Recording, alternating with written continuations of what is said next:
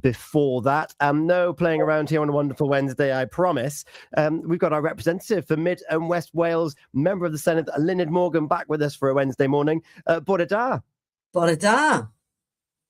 How are things going in, I imagine, what's a busy time? You're just saying only 2.5 weeks left of this existing government. That's right. Well, 2.5 weeks, and then we stop then, and then we all get out campaigning. So as First Minister, what happened is that we went out to the electorate last time and we said, right, this is what we promised. This is what is in our manifesto.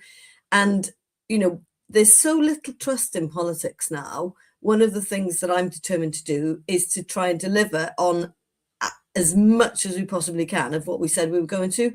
So we're on track now. And I've been really pushing the system to say, look, we said we were going to do it. Let's do it. So the vast, vast majority of what we said we were going to deliver, we've delivered. So I'm really proud of that. But we're trying to get a few things over the line just in these last couple of weeks now. Yeah, you think you'd be like, and I'm not being disparaging towards schools, but that last couple of days was always put a film on and maybe catch up with some homework and exams. But no, that there's still actual votes taking place in the Senedd this week.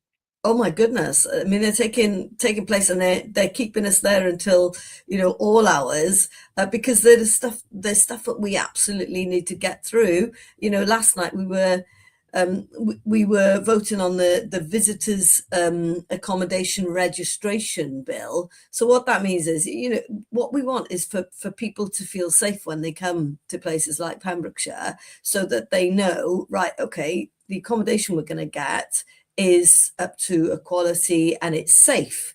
But we actually currently don't have a register of who rents out Airbnbs and all of those kinds of things. So, and it's just to try and make sure we've got a handle on who's doing what within our communities as well. But it's about protecting those people who rent them out, but also protecting people who come here to visit. Yeah, which is vitally important down here in West Wales, so we know who's coming and going, who's safe and who's looking after what. And talking of West Wales, we often talk about the different sectors that we have. Just touched on tourism there, people coming in, coming out, but agriculture is a big one that we've been talking about. And with looking at images on TV and the turmoil that some areas of the planet's on, there's things that people in West Wales could be using our land a little bit more efficiently, perhaps. Yeah, so, agriculture is an important sector for Wales, and there's lots of people involved in it. And we, of course, have just changed our approach to agriculture in Wales. There's been a lot of negotiation with the agricultural community.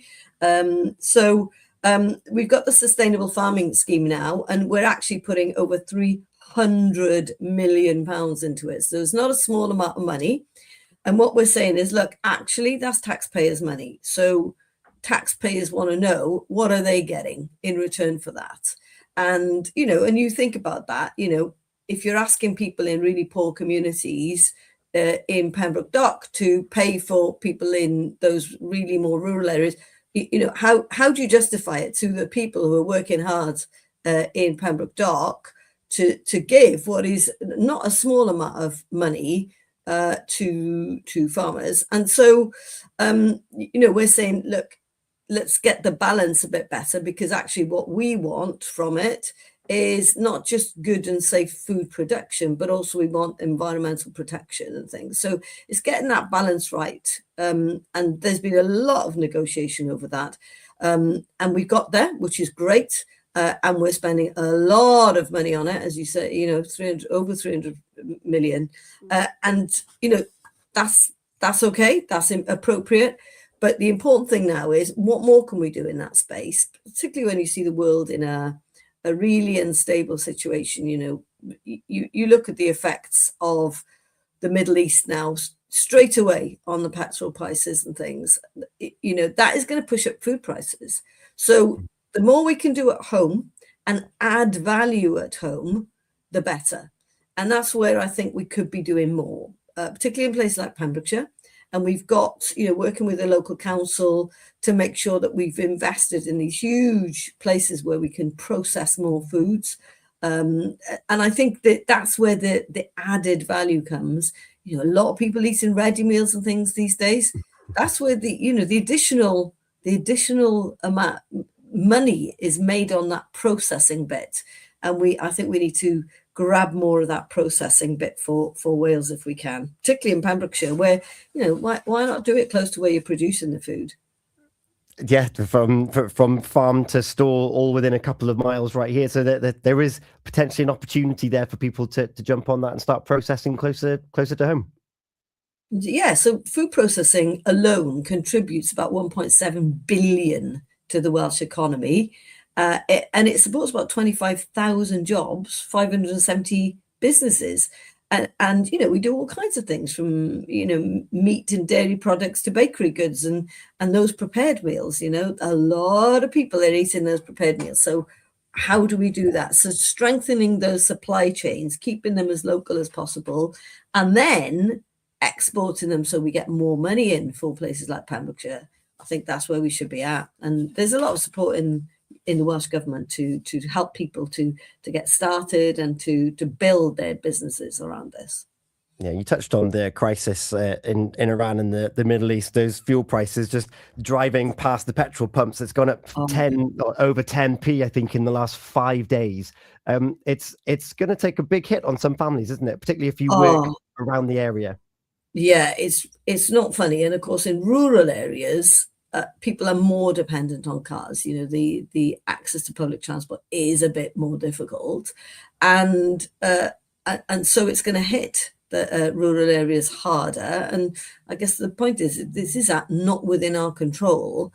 And the people I'm particularly worried about at the moment are people who depend on oil to fuel their homes, and about 7% of people in Wales depend on oil to fuel their homes. A lot of those, again, are in rural areas. So we've been in contact with the UK government to say, hang on, when it comes to gas and electricity, it's all regulated. But when it comes to oil heating, there's nothing there to regulate it. And you've seen, some people have taken advantage of the situation. So we've been in touch with the UK government because it's their responsibility, this particular piece, just to say, right, what are you going to do? How are you going to intervene? So they've got a plan as well now, because they don't want to see people being taken advantage of as well. Yeah.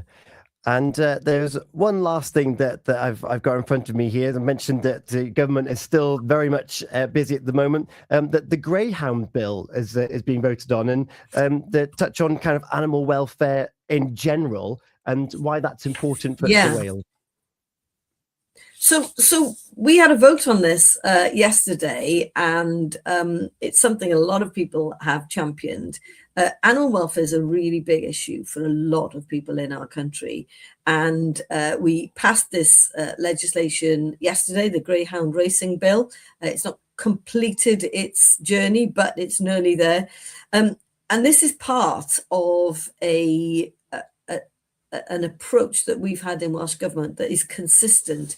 We've got a strong reputation for taking animal welfare seriously. And I was very involved in Lucy's Law, which bans the commercial third-party sale of puppies and kittens. And, a lot of that was happening in West Wales.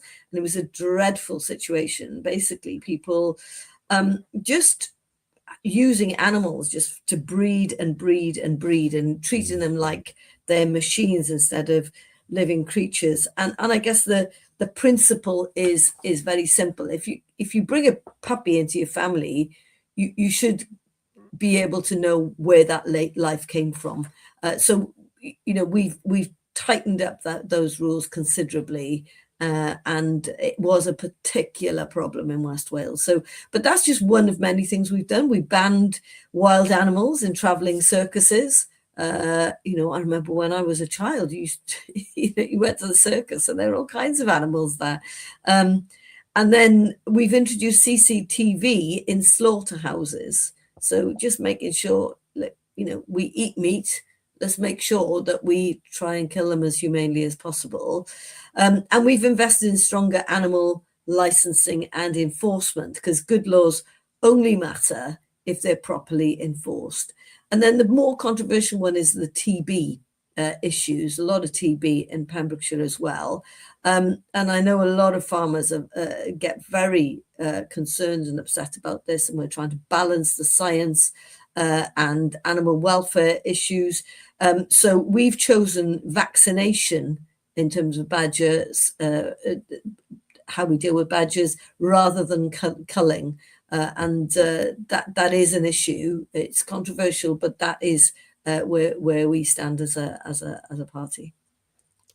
Thank you very much for sharing that. And I know that the TB in particular was something that was prevalent for us in the south and the west of Wales, and the hearing of the cull and the mass cull. I know it caused it was a very emotional subject at the time when it was touted as an option. So thank you very much for sharing that with us. A couple of weeks to go before the dissolution of this current Senedd. So only a few more catch up here on the breakfast show as our representative for Mid and West Wales, because of course that seat, that name won't even exist. No, that's right. And what we're trying to do is to make sure that we get as much done as we possibly can. So, yes, there was been asked, for example, about hospices and support for hospices. And, anybody who's had to deal with those really sensitive end of life times, the hospices do incredible work. And I'm really proud that we've given more than 21 million to support hospices during. And I think what's important is that we recognise there's raising demand here, and that they need stability for the future. Yesterday, also, we discussed the 20 miles an hour issue, and we know this has been controversial. We get it. Local councils have been able to change where people think it's gone too far in some areas where it's not appropriate. And I think everybody agrees it should be outside schools and hospitals and things. But the fact is that we're 30% down on accidents compared to where we were. Now, that's not a small number. It's 4% down in England. So it's just worth recognising, look, this actually is a policy that's worked. There are children walking around today that wouldn't have been walking around if it hadn't been for that policy. So we get that it's controversial. All those accidents cost money to the NHS. So I know people are saying, how much does it cost, to put all those signs up and stuff? Well, it costs far, far more to deal with the accidents. So look, I get that it's controversial, but the fact is, as a policy, it's worked. I think, there's still opportunities for people to tweak and change if they think that it's not where it should be locally. Get in touch with your local council. But I think that is an issue where, it's changed slightly. I think people are starting to see, don't get me wrong, I get really frustrated sometimes when I have to drive at 20 miles an hour. But it is a policy that's worked. And interestingly, there's some insurance companies that have cut their insurance premiums now by 20% just for Wales because of that policy. Oh, wow. Policy versus practicality, and the age-old crisis for any government anywhere around the world. Linda Morgan, thank you so much for joining us here on a Wednesday morning. You mentioned hospices. Tomorrow night on Healthy Minds, Better Lives, we hear from Steve and Elvira, part of the counselling team at Paul Sartori Foundation. So that's one to tune into from 8 p.m. tomorrow. And Linda Morgan, thank you so much. We look forward to catching up with you for the last couple of times currently and next week. Thank you so much. Oh, what's your second song? Mr. Brightside, The Killers. This should wake you up. It's on the way next here on Pure West Radio. Diolch yn fawr. The Breakfast Show with Gina and Tom. Weekdays on Pure West.